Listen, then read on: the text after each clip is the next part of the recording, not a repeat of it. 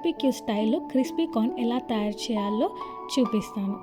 ముందుగా ఒక బౌల్లో మనం కార్న్ తీసుకోవాలండి. ఇది ఎలా ఉండాలి అంటే ఆల్రెడీ కుక్డ్ వన్. నాకు ఇక్కడ యూఎస్లో ఫ్రోజన్ వన్స్ దొరుకుతుంది కాబట్టి నేను తీసుకున్నాను. మీకు ఇది దొరకకపోతే మాత్రం ఒక 5 to 7 minutes పాటు బాయిల్ వాటర్లో వేసి పెట్టండి, ఈజీగా కుక్ అయిపోతుంది.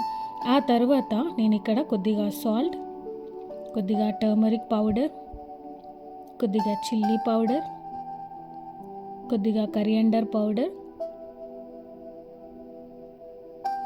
Rice flour 2 spoons, corn flour 2 spoons,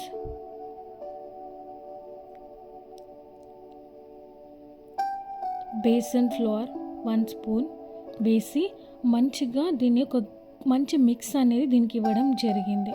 ఎందుకంటే క్రిస్పీగా రావడానికి ఆ పౌడర్స్ అన్నీ దీనికి మంచిగా పట్టాలన్నమాట.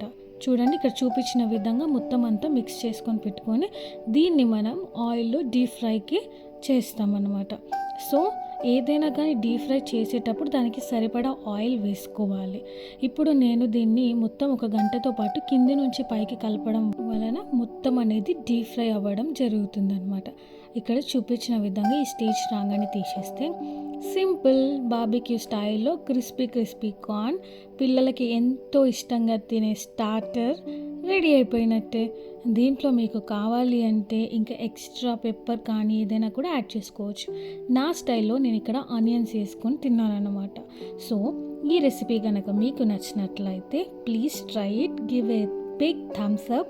Please support my channel by like, share, subscribe and comment below.